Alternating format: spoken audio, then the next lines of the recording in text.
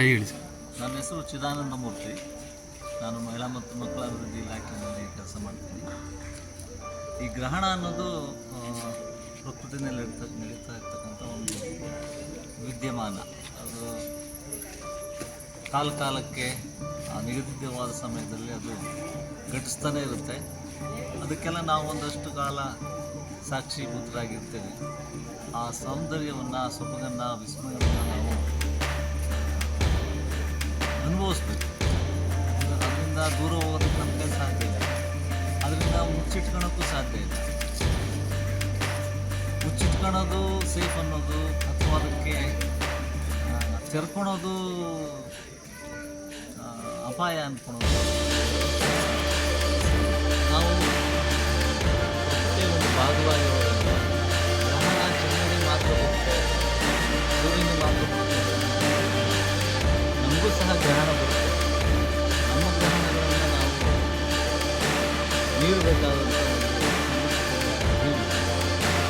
ಈ ವಿದ್ಯಮಾನಗಳನ್ನು ನೋಡ್ತಾ ಗ್ರಹಣ ಕ್ಷಣಿಕ ಅನ್ನೋದನ್ನು ಅರ್ಥ ಮಾಡಿಕೊಂಡು ನಮ್ಮ ಬದುಕಿನಲ್ಲಿ ಗ್ರಹಣಗಳನ್ನು ಮೀರಿ ನಡೆಯೋದಕ್ಕೆ ನಮಗೆಲ್ಲರಿಗೂ ಒಂದು ಸ್ಫೂರ್ತಿ ಅಂತ ನಾವು ತಗೊಂಡ್ರೆ ಅದು ಹೆಚ್ಚು ವೈಜ್ಞಾನಿಕ, ಅದು ಹೆಚ್ಚು ಸಕಾಲಿಕ, ಅದು ಹೆಚ್ಚು ಜೀವಪರ ಅಂತ ನಾನು ಭಾವಿಸ್ತೀನಿ. ಈ ಸಂದರ್ಭದಲ್ಲಿ ನಮಗಿಂತ ಒಂದು ಅವಕಾಶವನ್ನು ಮಾಡಿಕೊಟ್ಟಂಥ ತಿರುಪೂರಿನ ಎಲ್ಲ ಮಿತ್ರರಿಗೆ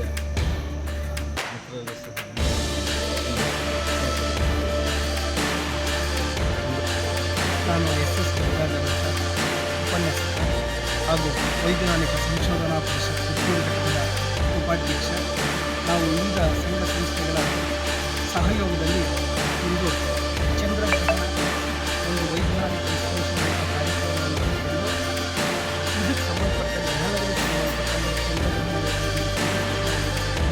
ಇಂಥ ಏನು ನೆರಳ ಬೆಳಕಿನ ಆಟಗಳಿಂದಲೇ ಸಂಬಂಧಪಟ್ಟಂಥ ಏನೋ ಒಂದು ಜನರಲ್ಲಿ ಮೂಢನಂಬಿಕೆಗಳಿದಾವಲ್ಲ ಅವುಗಳನ್ನು ಅಳಿಸ್ಬೇಕು.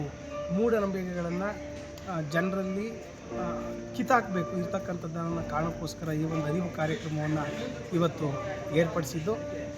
ನಮ್ಮ ಉದ್ದೇಶ ಇಷ್ಟೇ, ನಮ್ಮ ಜನಗಳಲ್ಲಿ ನಮ್ಮದೇ ಆದಂಥ ಒಂದು ಸಂಸ್ಕೃತಿ, ನಮ್ಮದೇ ಆದಂಥ ಒಂದು ಆಚರಣೆಗಳು, ನಮ್ಮದೇ ಆದಂಥ ಒಂದು ಸಂಪ್ರದಾಯಗಳು ನಮ್ಮಲ್ಲಿ ನಮ್ಮ ರಕ್ತದಲ್ಲೇ ಬೆರೆತು ಬಂದರೆ ಆ ಸರಿಯಾದ ಸಂಸ್ಕೃತಿ, ಸರಿಯಾದ ಆಚರಣೆ, ಸರಿಯಾದ ಸಂಪ್ರದಾಯಗಳು ಅವುಗಳಿಗೆ ನಮಗೆ ಯಾವುದೇ ವಿರುದ್ಧ ವೈರುಧ್ಯ ಇಲ್ಲ. ಅವರವರ ವಿರುದ್ಧ ನಾವು ದೇವರಿದ್ದಾನೆ ದೇವರಿಲ್ಲ ಅಂತಕ್ಕಂಥದ್ದು ಚರ್ಚೆ ನಮಗಲ್ಲ. ಇದನ್ನೇ ಅನ್ನೋದು ಇಲ್ಲ ಅಂತಕ್ಕಂಥದ್ದು ಅವರವರ ನಂಬಿಕೆ. ನಮ್ಮ ವಿಚಾರ ಏನಂತಂದರೆ ಆಚರಣೆಗಳ ಸಂಪ್ರದಾಯಗಳ ಪೂಜೆಗಳ ಶೋಷಣೆ ನಡೀತಿದೆ, ಅನ್ಯಾಯ ನಡೀತಿದೆ, ಅಧರ್ಮ ನಡೀತಿದೆ, ಅತ್ಯಾಚಾರ ನಡೀತಿದೆ, ಕೊಲೆ ಸುಲಿಗೆಗಳು ನಡೀತಿದೆ. ಅದರಿಂದ ನಾವು ಆಚೆ ತರಬೇಕು ಜನಗಳನ್ನ ಅಂತಕ್ಕಂಥದ್ದು ನಮ್ಮ ಭಾವನೆ ಆಗಿದೆ. ಇದೆಲ್ಲದೂ ಕೂಡ ವೈಜ್ಞಾನಿಕ ವಿಚಾರಗಳನ್ನು ಈ ಜನಮಾನಸದಲ್ಲಿ ನಾವು ಮೂಡಿಸಿದ್ದೇ ಆದಲ್ಲಿ ಭಾರತ ದೇಶದ ಬಡತನವೇ ನಿರ್ಮೂಲನೆ ಆಗುತ್ತೆ, ಆರೋಗ್ಯ ಸುಧಾರಣೆ ಆಗುತ್ತೆ, ಒಂದು ಫೈನಾನ್ಷಿಯಲ್ ಸ್ಟೆಬಿಲಿಟಿಗೂ ಕಾರಣ ಆಗುತ್ತೆ. ಈಗ ಈ ಒಂದು ನೆಪದಲ್ಲಿ ಸಾವಿರಾರು ರೂಪಾಯಿಗಳನ್ನು, ಕೆಲವು ಉಳ್ಳವರು ಲಕ್ಷಾಂತರ ರೂಪಾಯಿಗಳನ್ನು ಇವತ್ತು ಖರ್ಚು ಮಾಡ್ತಿದ್ದಾರೆ.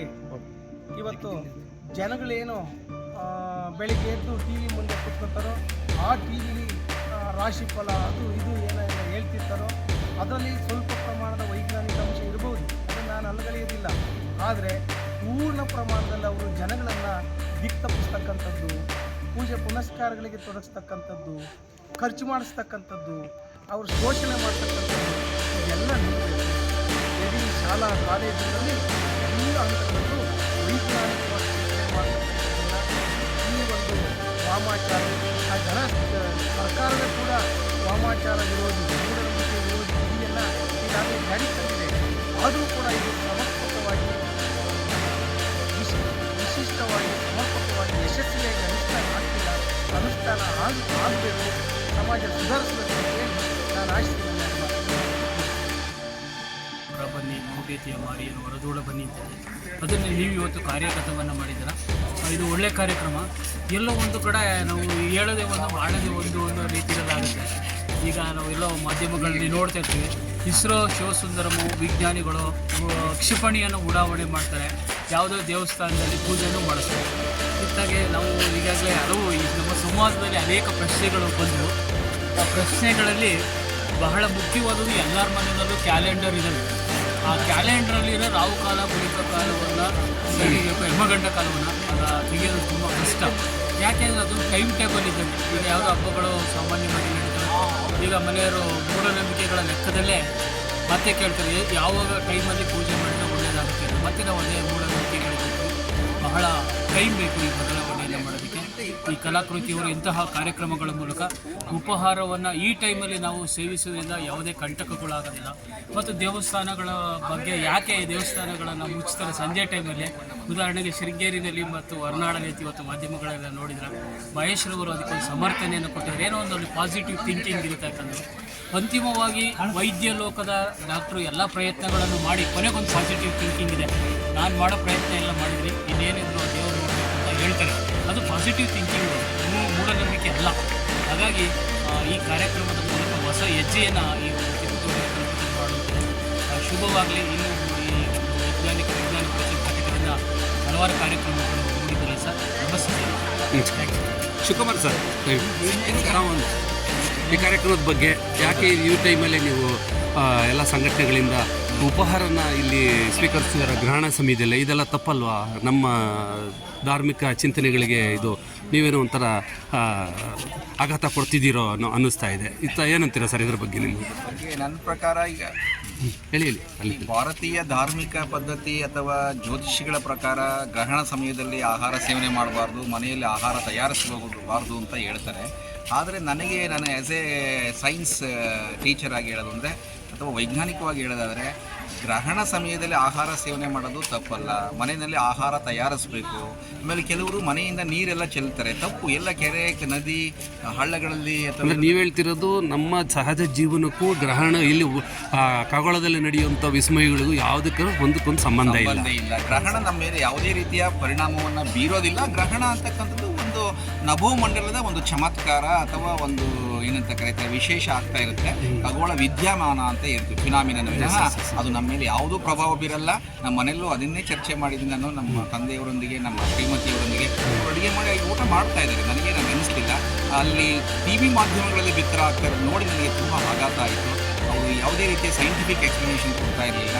ಯಾರೋ ಒಬ್ಬರು ಜ್ಯೋತಿಷಿನೋ ಪುರೋಹಿತರನ್ನ ಕೂರಿಸ್ಕೊಂಡು ಈ ಗ್ರಹಣದಿಂದ ಈ ಎಫೆಕ್ಟ್ ಆಗುತ್ತೆ, ವಿನಾಶ ಆಗುತ್ತೆ, ಜಗತ್ತು ಪ್ರಳಯ ಆಗುತ್ತೆ, ರಾಜಕಾರಣದ ಮೇಲೆ ಪ್ರಭಾವ ಬೀರುತ್ತೆ, ಎಫೆಕ್ಟ್ ಆಗ್ತಾ ಇದೆ, ನೀವು ಈ ರಾಶಿಯವರು ಇದಾಗುತ್ತೆ, ಆ ರಾಶಿಯವರು ಇದಾಗುತ್ತೆ ಎಲ್ಲ ಹೇಳ್ತಾ ಇದ್ರು. ನನಗೆ ನೋಡಿ ಅದು ನಾಲ್ಕು ಭಾಳ ಚಂದನ ಆಗುತ್ತೆ ಟಿವಿನ. ಅಲ್ಲಿ ಒಂದು ಒಳ್ಳೆ ರೀತಿಯ ಸೈಂಟಿಫಿಕ್ ಎಕ್ಸ್ಪ್ಲನೇಷನ್ ಸಿಗ್ತಾ ಇದೆ. ಎಲ್ಲ ಖಗೋಳ ವಿಜ್ಞಾನಿಗಳಾಗಲಿ ಯಾರೇ ಸತ್ಯದ ಒಂದು ಅನ್ವೇಷಣೆ ಇರ್ತಕ್ಕಂಥವರು ಇದನ್ನು ಗ್ರಹಣದಿಂದ ಯಾವುದೇ ರೀತಿಯ ಎಫೆಕ್ಟ್ ಆಗಲ್ಲ. ಚಂದ್ರಗ್ರಹಣ ಆಗಲಿ, ಸೂರ್ಯಗ್ರಹಣ ಆಗಲಿ, ಅದು ಪ್ರತಿ ಸಾವಿರಾರು ವರ್ಷಗಳಿಂದ ಅದು ಅನೂಚಾನವಾಗಿ ಈ ರೀತಿಯ ಘಟನೆಗಳು ಏನು ಈಗಾಗಲೇ ನಾವು ತಿಳಿದಂಗೆ ಸೂರ್ಯ, ಭೂಮಿ, ಚಂದ್ರನ ಚಲನೆಗಳ ಮೂಲಕ ಇದು ಒಂದು ವಿದ್ಯಮಾನ ಘಟಿಸ್ತಾ ಇದೆ. ಹಾಗಾಗಿ ಇದು ಒಂದು ರೀತಿಯ ಇವತ್ತಿನ ನಾವು ಎಲ್ಲ ಸಂಭ್ರಮಿಸಬೇಕು. ಬಾನಂಗಳದಲ್ಲಿ ಇವತ್ತು ಚಂದ್ರನ ಚಮತ್ಕಾರವನ್ನು ನಾವು ನೋಡ್ತಾ ಇದ್ದೀವಿ. ನಿಜಕ್ಕೂ ನಮ್ಮ ಎಲ್ಲ ಸಂಘಟನೆಗಳು ಸೇರಿ ಇಲ್ಲಿ ಇವತ್ತು ಒಂದು ಗ್ರಹಣ ವೀಕ್ಷಣೆ ಹಾಗೂ ಸಂವಾದ ಕಾರ್ಯಕ್ರಮ ಏರ್ಪಡಿಸಿರ್ತಕ್ಕಂಥದ್ದು, ಆಯೋಜಿಸಿದ್ದು ಅತ್ಯಂತ ಸ್ತುತ್ಯಾರ್ಹ ಹಾಗೂ ಶ್ಲಾಘನೀಯ ಅಂತ ನಾನು ಭಾವಿಸ್ತೀನಿ ಸರ್. ಈಗ ಈಗ ನಮಗೆ ಈ ಮೂಢನಂಬಿಕೆ ವಿಚಾರದಲ್ಲಿ ಬಂದಾಗ ತುಂಬ ಉನ್ನತ ಮಟ್ಟದಲ್ಲಿರೋ ವಿದ್ಯಾವಂತರುಗಳಿದೆ, ತುಂಬ ಉನ್ನತ ಸ್ಥಾನದಲ್ಲಿರೋರಲ್ಲಿ ಈ ರಾಜಕಾರಣಿಗಳು. ಯಾಕೆಂದರೆ ರಾಜಕಾರಣಿಗಳು ಒಬ್ಬರು ಈ ಸಮಾಜ ಅನ್ನೋದು ಪ್ರತಿನಿಧಿಯವರು, ಜನಪ್ರತಿನಿಧಿಗಳು, ಅವರೂ ಸಹ ಸೇರಿದಂತೆ ಉನ್ನತ ಅಧಿಕಾರಿಗಳು ಸೇರಿದಂತೆ ಅವ್ರ ಕುಟುಂಬವೂ ಸೇರಿದಂತೆ ಈ ಮೂಢನಂಬಿಕೆಗಳಿಗೆ ಜಾಸ್ತಿ ಮಾರು ಹೋಗ್ತಿದ್ದಾರಲ್ಲ, ಅದಕ್ಕೆ ಏನು ಹೇಳ್ತೀರಾ ನೀವು ಸರ್? ನಾನು ಕಂಡುಕೊಂಡಂತೆ ಈ ಮೂಢನಂಬಿಕೆಗಳು ಅವರ ಮನೆಗಳಲ್ಲಿ ಕುಟುಂಬದಿಂದ ಬರ್ತಾ ಇದೆ ಆಚರಣೆ. ಅವರು ತಾತ, ಅಜ್ಜಿ ಅಥವಾ ಅವ್ರು ಏನು ಮನೆಯಲ್ಲಿ ನೀವು ವೈಜ್ಞಾನಿಕವಾಗಿ ಚಿಂತನೆ ಮಾಡಿಕೊಂಡು ಇದನ್ನು ಸರಿ ಇದು ತಪ್ಪು ಅಂತ ನಾವು ಹೇಳ್ತಾ ಬಂದಿದ್ರೆ ಮೂಢನಂಬಿಕೆಗಳು ಇರಲ್ಲ. ಎಷ್ಟೋ ಜನ ನಾನು ಫಿಸಿಕ್ಸ್ ಟೀಚರ್ಸೇ ನೋಡಿದ್ದೀನಿ. ಅಲ್ಲಿ ಬೋಧನೆಯನ್ನು ಅಲ್ಲಿ ಸೋಲಾರ್ ಎಕ್ಲಿಪ್ಸು, ಲೂನಾರ್ ಎಕ್ಲಿಪ್ಸ್ ಬಗ್ಗೆ ಪಾಠ ಮಾಡಿ ಬಂದು ಅವತ್ತು ಗ್ರಹಣ ದಿನ ಅವೆಲ್ಲ ಮನೆಯಲ್ಲಿ ನೀರನ್ನು ಚೆಲ್ತಿದ್ದು ನೋಡಿದ್ದೀನಿ. ಪ್ರೊಫೆಸರ್ಸ್ನ, ಯೂನಿವರ್ಸಿಟಿ ಪ್ರೊಫೆಸರ್ಸನ್ನು ನಾನು ನೋಡಿದ್ದೀನಿ. ಅವರು ನುಡಿದಂತೆ ನಡೆಯುತ್ತಿರಲಿಲ್ಲ. ಅಲ್ಪ ಬೋಧನೆಗೆ ಒಂದು ಜೀವನ ವಿಧಾನ ಕ್ರಮ ಒಂದು. ಅದು ಯಾಕೆಂದರೆ ಅವ್ರ ಮನೆಯಲ್ಲಿ ಮೊದಲಿಂದಲೂ ಆ ಒಂದು ಧಾರ್ಮಿಕ ಕಟ್ಟಳೆಗಳಲ್ಲಿ, ಸಂಪ್ರದಾಯಗಳಲ್ಲಿ ಬೆಳೆದು ಬಂದಿರೋದ್ರಿಂದ ಅದರ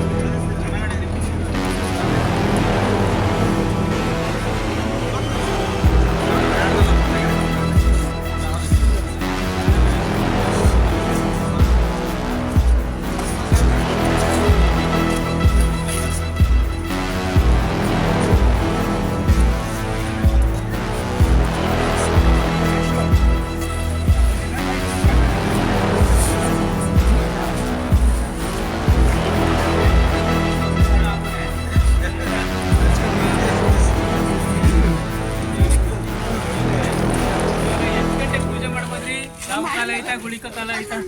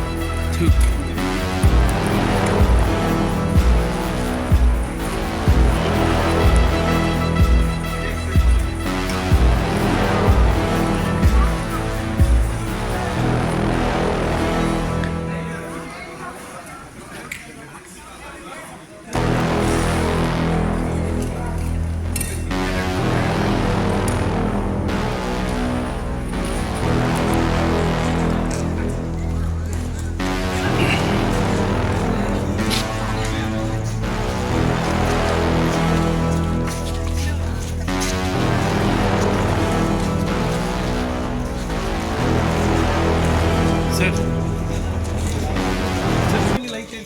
ನಿಮ್ಮ ಅಭಿಪ್ರಾಯ ಬೇಕು. ಈಗೇನು ಗ್ರಹಣ ಕಾಲದಲ್ಲಿ ಏನು ನೀರು ಕುಡಿಬಾರ್ದು, ಊಟ ಮಾಡಬಾರ್ದು ಮತ್ತು ಅಂತೇಳೋಂಥದ್ದು, ಈ ದೇವಸ್ಥಾನಗಳ ಬಾಗೆಲ್ಲ ಮುಚ್ಚಿರುವಂಥ ಪ್ರಯತ್ನಗಳೆಲ್ಲ ಒಂದು ಕೆಲವು ಹೊರಗಳದ ಮೂಲಕನೋ ಆಗ್ತಾಯಿದೆ. ಮಾಧ್ಯಮದಲ್ಲಿ, ಸೋಷಿಯಲ್ ಮೀಡಿಯಾದಲ್ಲಿ ಗ್ರಹಣದ ಬಗ್ಗೆ ಅಂದರೆ ವೈಜ್ಞಾನಿಕವಾಗಿ ಇದು ನೈಸರ್ಗಿಕವಾಗಿ ನಡೆಯುವಂಥದ್ದು ವಿರುದ್ಧವಾಗಿ ಇದನ್ನೆಲ್ಲ ಮೂಢನಂಬಿಕೆಯನ್ನು ಬಿತ್ತ ಕೆಲಸ ಆಗ್ತಿದೆ. ಈ ಸಮಯದಲ್ಲಿ ನೀವೀಗ ಇಲ್ಲಿ ಒಂದು ಭೋಜನ ಸ್ವೀಕರಿಸಿ ಅಂದರೆ ಲಘು ಉಪಹಾರ ತೊಗೊಂಡ್ರಿ, ಹೇಗೇನು ನೀವು ಹೇಳ್ತೀರಾ ಸಮಾಜಕ್ಕೆ? ಆಚರಣೆ ಸುಳ್ಳು ಅಂತಕ್ಕಂಥದ್ದು ಪ್ರತಿಪಾದನೆ ಮಾಡಲಿಕ್ಕೆ ನಾವು ಇದನ್ನು ಬರ್ತದೆ. ಜನಜಾಗೃತಿ ಮೂಡಿಸ್ತಕ್ಕಂಥ ಒಂದು ಅದರಲ್ಲಿ ನಾವು ಕೂಡ ಭಾಗಿಯಾಗಿರ್ತಕ್ಕಂಥ ಸುಳ್ಳು ಅಂತಕ್ಕಂಥದ್ದು ಪಾರಂಪರಿಕವಾಗಿ ಮೊದಲಿಂದ ಹೇಳಿಕೆ ಬಂದರೂ ಕೂಡ ಅವರು ಏನೋ ಒಂದು ಜನಗಳನ್ನು ಒಂದು ನೋಡಿದ ತರಲಿಕ್ಕೆ ಕದಾಚಾರನ ಮಾಡಲಿಕ್ಕೆ, ಅವ್ರು ದುಡ್ಡು ಮಾಡಲಿಕ್ಕೆ, ಮುಖ್ಯವಾಗಿ ಅವ್ರು ಬದುಕೋಕ್ಕೋಸ್ಕರ ಕಂಡಿರ್ತಕ್ಕಂಥ ಒಂದು ದಾರಿ ಇದು ಸಹಜವಾಗಿ ಸುಳ್ಳು. ಹಿಂದಿನೆಲ್ಲರೂ ಕೂಡ ಈಗ ಮಾಡಿದ್ರೆ ಉದಾಹರಣೆ ಹೇಳೋದಾದ್ರೆ ನಾವು ಎಲ್ಲೇ ದೇವಸ್ಥಾನಕ್ಕೆ ಕೊಟ್ಟು ತಲೆ ಕೂದಲನ್ನು ಕೊಡ್ತೀವಿ, ಕುಡಿ ಕೊಡ್ತೀವಿ. ಅದೇ ಒಂದು ಜೇಡು ಕೊಡಿಯನ್ನು ಕೊಡೋಲ್ಲ, ಉಗುರು ಕತ್ತರಿಸ್ತಾರೆ ಕೊಡೋಲ್ಲ. ಯಾಕೆ ಬರೀ ಊರ್ತವೆ ಕತ್ತರಿಸೋದು, ಅದ್ರ ಬಂದು ಬಳಕೆ ಬದಿಯಿಂದ ಹೋಗ್ತದೆ. ಅವೆಲ್ಲ ಸುಳ್ಳು. ಅದೇ ರೀತಿ ಇದು ಕೂಡ ಸುಳ್ಳು. ಇದು ಸಹಜವಾಗಿ ನಡೀತಕ್ಕಂಥ ಪ್ರಕೃತಿಯನ್ನು ವಿಸ್ಮಯ. ಅದನ್ನು ನಾವು ಜನರಿಗೆ ಮೂಡಿಸ್ತಕ್ಕಂಥ ಒಂದು ಪ್ರಯತ್ನವನ್ನು ನಾವು ಮಾಡ್ತೀವಿ. Thank you sir. ನೀವು ಹಿಂಗೆ ಬನ್ನಿ, ಹಿಂಗೆ ಬನ್ನಿ, ಜಗದೀಶ್ ಹಿಂಗೆ ಬನ್ನಿ, ಈ ಕಡೆ ತಿರುಗಿ. ನಮಸ್ಕಾರ ಸರ್. ನೀವೇನು ಹೇಳ್ತೀರಾ ಸರ್? ಈಗ ನೀವೇನೋ ಒಂದು ದೊಡ್ಡ ಜಾಗೃತಿ ಕಾರ್ಯಕ್ರಮ ಮಾಡ್ತಾಯಿದ್ದೀರಾ, ಜನಗಳಿಗೆ ಅರಿವು ಮೂಡಿಸೋ ಕಾರ್ಯಕ್ರಮ ಮಾಡ್ತಿದ್ದೀರಾ, ಅದನ್ನು ಸ್ವಲ್ಪ ಸ್ಪಷ್ಟವಾಗಿ ಹೇಳಿ ಸರ್, ಕಾರ್ಯಕ್ರಮದ ಉದ್ದೇಶ. ಪ್ರಸ್ತುತ ಈಗ ಸಮೂಹ ಮಾಧ್ಯಮಗಳು ಸುಳ್ಳು ಸುದ್ದಿಯನ್ನು ಹಬ್ಬಿಸಿ ಜನರಲ್ಲಿ ಒಂದು ಗಾಬರಿಯ, ಒಂದು ಭಯದ, ಗೊಂದಲದ ಒಂದು ಸುದ್ದಿಗಳನ್ನು ಪ್ರಚಾರ ಮಾಡ್ತಾಯಿದ್ರು. ಪ್ರಸ್ತುತ ನಮ್ಮ ಈ ಒಂದು ಕಾರ್ಯಕ್ರಮದಲ್ಲಿ ಕಲಾಕೃತಿ ಕಿತ್ತೂರು ಇರ್ಬೋದು, ವೈಜ್ಞಾನಿಕ ಪರಿಷತ್ ಇರ್ಬೋದು, ಕನ್ನಡ ಜ್ಞಾನ ವಿಜ್ಞಾನ ಪರಿಷತ್ ಇರ್ಬೋದು ಮತ್ತು ಪ್ರಗತಿಪರ ಚಿಂತಕರಿರ್ಬೋದು, ಇವರು ಒಂದು ಕಾರ್ಯಕ್ರಮ ಮಾಡಿರೋದು ಸತ್ಯದ ಒಂದು ಅನ್ವೇಷಣೆ, ಸತ್ಯದ ಮೂಲಕ ಒಂದು ವೈಜ್ಞಾನಿಕ ಒಂದು ಜಗತ್ತಿನ ಒಂದು ಘಟನೆಯನ್ನು, ನೈಸರ್ಗಿಕ ಘಟನೆಯನ್ನು ಅದನ್ನು ಒಂದು ಮೂಢನಂಬಿಕೆಯಲ್ಲಿ ಬಿತ್ತರಿಸ್ತಾ ಇದ್ದರು. ಇದು ಜಗತ್ತಿನಲ್ಲಿ ನಡೆಯತಕ್ಕಂಥ ಒಂದು ವಾಸ್ತವ ಸಂಗತಿ, ಸಾಂದರ್ಭಿಕ ಒಂದು ಪ್ರಕ್ರಿಯೆಗಳು ಪ್ರಕೃತಿಯಲ್ಲಿ ನಡೆಯುವಂತಕ್ಕಂಥ ಗೋಚರವಾಯಿತು. ಈ ಗ್ರಹಣ ಸಮಯದಲ್ಲಿ ಊಟ ಮಾಡ್ತಾ ಇರ್ತಕ್ಕಂಥದ್ದು ಒಂದು ವೈಜ್ಞಾನಿಕವಾಗಿ ಸತ್ಯದ ಶೋಧನೆ ಆಗಿದೆ, ಸತ್ಯದ ಒಂದು ದೃಢೀಕರಣ ಆಗಿದೆ ಅಂತ ಹೇಳಿ ನನ್ನ ಭಾವನೆ. ನಿಮ್ಮ ಪರಿಚಯ? ನಾನು ಸಾಚಾ ಜಗದೀಶ್ ಅಂತ, ಅಧ್ಯಕ್ಷರು ಜ್ಞಾನ ವಿಜ್ಞಾನ ಸಮಿತಿ. ಹೆಸರು? ಲಿಂಗರಾಜು.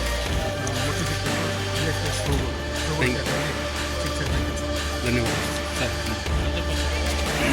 ನಿಮ್ಮ ಪರಿಚಯ? ನನ್ನ ಹೆಸರು ತಾಲೂಕು ಕಾರ್ಯನಿರ್ವಹಿಸ್ತಾ ಇದ್ದೀನಿ. ಇವತ್ತು ನಮ್ಮ ಏನು ಕಲಾಕೃತಿ ತಂಡ ಇದೆ, ಆ ಕಲಾಕೃತಿ ತಂಡ ನಮಗೆ ಅತ್ಯುತ್ತಮವಾದಂತಹ ಹೊಂದಾಣಿಕೆಯೊಂದಿಗೆ ಇವತ್ತಿನ ಕಾರ್ಯಕ್ರಮ ಯಶಸ್ವಿಯಾಗೋದಕ್ಕೆ ಕಾರಣ ಆಗಿದೆ. ಬಂದಿರೋ ಸಂಖ್ಯೆ ಕಡಿಮೆ ಇರ್ಬೋದು, ಆದರೆ ಬಂದಿರೋವೆಲ್ಲ ಕೂಡ ಗಟ್ಟಿಗಳೇನೆ. ಹಾಗಾಗಿ ಈ ಮುಂದಿನ ದಿನಗಳಲ್ಲಿ ಇದು ತುಂಬ ಚೆನ್ನಾಗಿ ಪ್ರಚಾರಕ್ಕಾಗುತ್ತೆ, ನಮ್ಮಲ್ಲಿ ವೈಜ್ಞಾನಿಕ ಮನೋಭಾವ ಮೂಡುತ್ತೆ. ಜಾಗೃತರಾಗ್ತಾರೆ ಜನರು ಅನ್ನುವಂಥದ್ದು ನನ್ನ ಭಾವನೆ. ಈ ನಿಟ್ಟಿನಲ್ಲಿ ನಮ್ಮ ಹೊಸದಾಗಿ ಆಯ್ಕೆಯಾಗಿರುವಂಥ ನಮ್ಮ ಕರ್ನಾಟಕ ಜ್ಞಾನ ವಿಜ್ಞಾನ ಸಮಿತಿಯ ಜಗದೀಶ್ ಆಗಿರ್ಬೋದು, ರಾಜ್ಯ ವೈಜ್ಞಾನಿಕ ಸಂಶೋಧನಾ ಪರಿಷತ್ತಿನ ಶೋಭಾ ಜಯದೇವ್ ಆಗಿರ್ಬೋದು, ಎಲ್ಲರೂ ಕೂಡ ಅದಕ್ಕಿಂತ ಹೆಚ್ಚಾಗಿ ಯುವ ಮನಸ್ಸುಗಳು ಏನಿದ್ದಾವಲ್ಲ ಇವೆಲ್ಲ ಕೂಡ ಸಕ್ರಿಯವಾಗಿ ಪಾಲ್ಗೊಂಡು ಜನರಲ್ಲಿ ಜಾಗೃತಿ ಮೂಡಿಸುವಂಥ ಕೆಲಸವನ್ನು ಇನ್ನೂ ಹೆಚ್ಚಾಗಿ ಮಾಡಲಿ ಅಂತೇಳಿ ಶುಭ ಹಾರೈಸ್ತೀನಿ. Thank you sir. Thank you sir. Sir ನಮಸ್ತೆ, ನಾನು ನಾಗರಾಜ್ ಅಂತೇಳಿ ರಿಟೈರ್ಡ್ ಪ್ರಿನ್ಸಿಪಲ್. ಇವಾಗ ನೀವು ಕಲಾಕೃತಿ ಮತ್ತು ಕನ್ನಡ ಸಾಹಿತ್ಯ ಪರಿಷತ್ತು, ವೈಜ್ಞಾನಿಕ ವಿಜ್ಞಾನ ಪರಿಷತ್ ವತಿಯಿಂದ ಒಳ್ಳೆಯ ಒಂದು ಬದಲಾವಣೆಯ ಒಂದು ಕಾರ್ಯಕ್ರಮವನ್ನು ಮಾಡಿದ್ರ. ಈ ಪ್ರಯತ್ನಗಳನ್ನು ಕುವೆಂಪುರವರು ಆಗಿನ ಕಾಲದ ಸುಮಾರು 70 ವರ್ಷಗಳ ಹಿಂದೆ ವಿಚಾರ ಕ್ರಾಂತಿಗೆ ಆಹ್ವಾನ ಅನ್ನತಕ್ಕಂಥ ಒಂದು ಲೇಖನದ ಮೂಲಕ ಜ್ಞಾನ ಭಾರತೀಯ ಘಟಿಕೋತ್ಸವದಲ್ಲಿ ಒಂದು ಕವನವನ್ನು ಬರೆಯೋದ್ರ ಮೂಲಕ